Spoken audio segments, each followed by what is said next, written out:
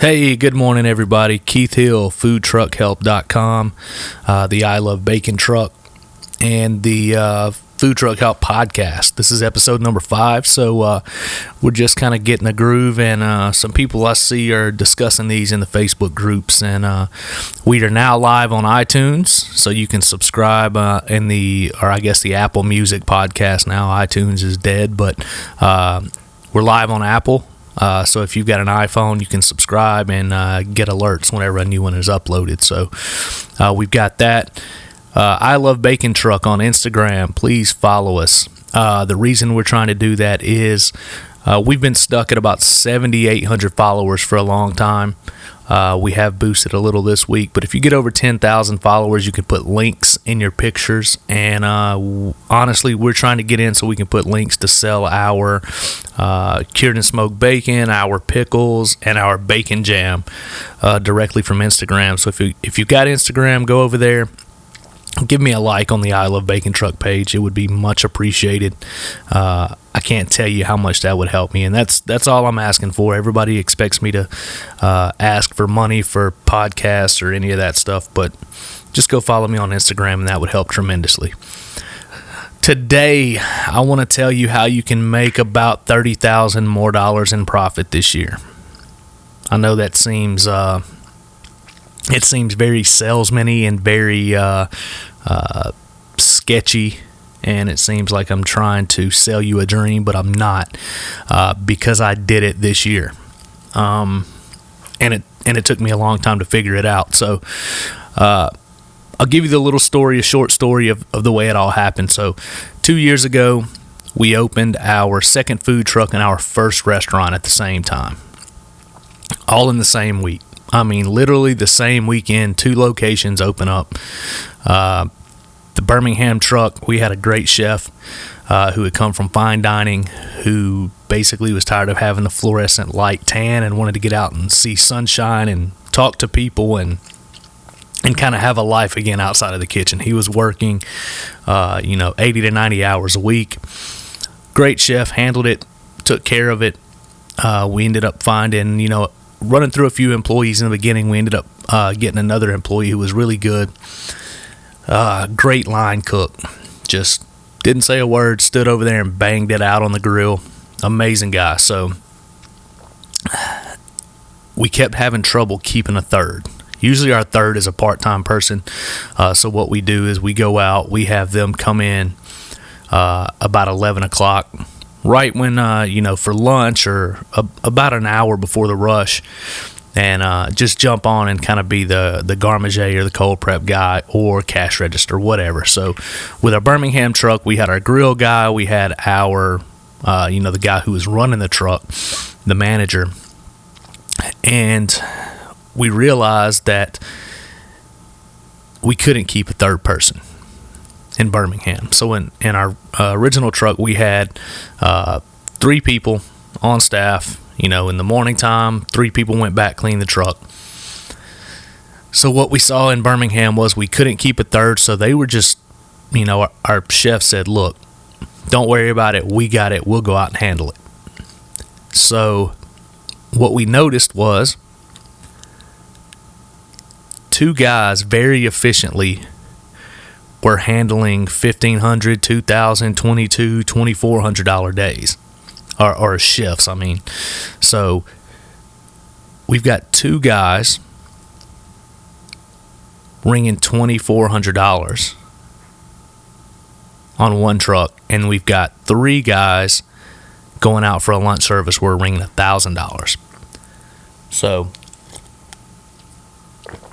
that told us very quickly that we're employing one too many people on the original truck. So we looked at it. I spoke with Josh, my business partner, who is the chef on the first truck. We talked about it. We went round and round about it. He wasn't very sure. His thought was, man, that really puts us in a bind. We've got a system. We're all very reluctant to change, or to accept change. And I'm no different. Josh is no different. we thought we had a system. So what we did was we looked at the layout of the truck, which is fine. I'll give you a quick rundown. So right behind the driver's seat, we've got a 2-burner hot plate, with the 2 eyes, 12 inches wide. We've got a 36-inch griddle.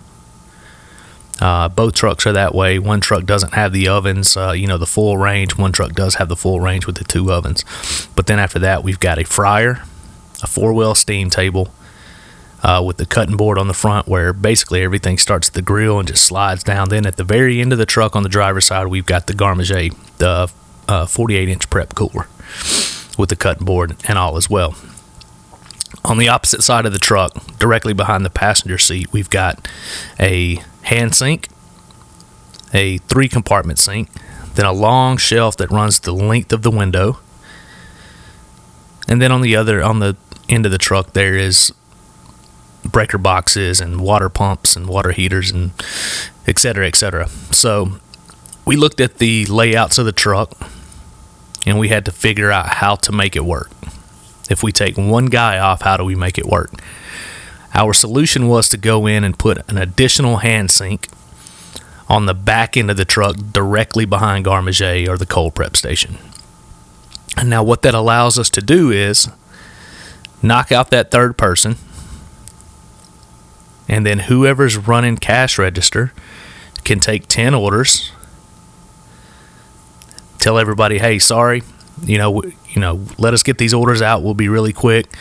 Wash his hands at the sink and turn right around and go to Garmager and plate everything that's coming off the grill.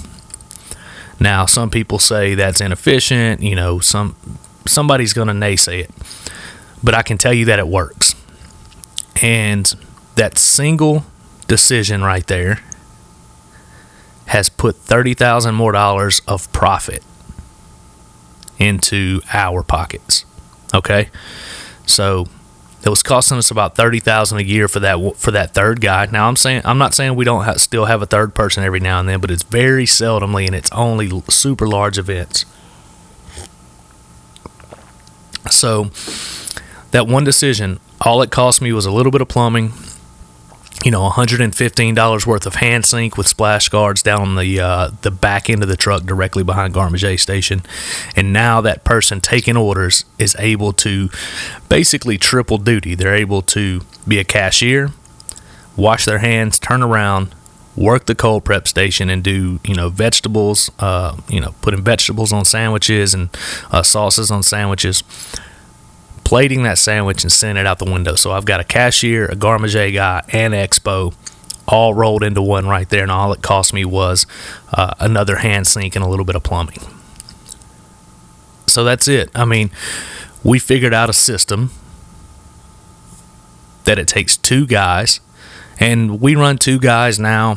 Kind of our cutoff is about, if we're doing $1,500, a $1,500 event, we'll add that third guy just for ease of everything. We can still do it with 2, but it's a lot easier with 3. So, I'm just saying there are ways, any way you can find to cut out chunks of money out of your budget that way. Anything, the old saying of a penny saved is a penny earned is 100% legitimate, especially in this case.